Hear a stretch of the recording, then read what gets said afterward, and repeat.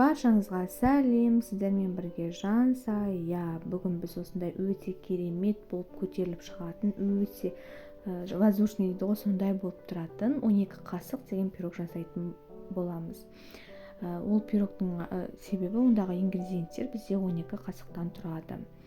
Оны жасау үшін ең алдымен жұмыртқамызға қантымызды қосып, жақсылап тұрып көтерілгенше 3-4 минут жақсылап араластырып аламыз миксердің көмегімен.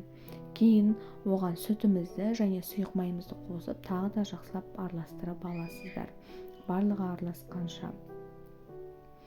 Кейін осы біркелкі болған массамызға біз електен өткізілген ұнымызды және де разрыхителімізді қосып, түйіршіктер қалмайтындай етіп, жақсылап тұрып араластырып аласыздар.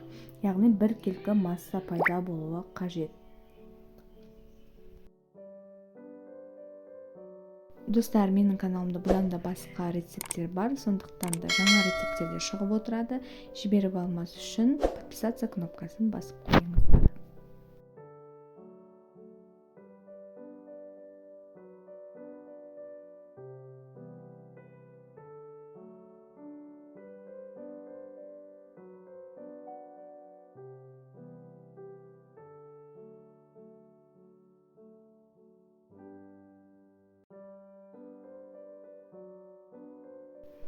Кейін осы араластырып алған массамызды біз пергамент төселген ыдысымызға, формамызға құйып, духовкада 180 градуста 30-35 минут пісіріп аламыз. Яғни беті қызарғанша жақсылап тұрып пісіріп аласыздар.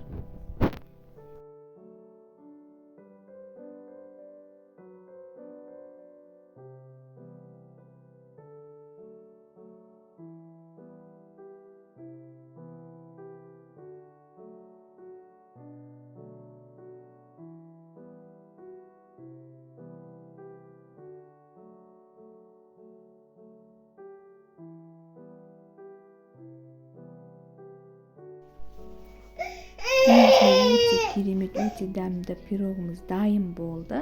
Міндетті түрде жасап көріңіздер. Ұнаса лайк басып пікір қалдыруды ұмытпаңыздар.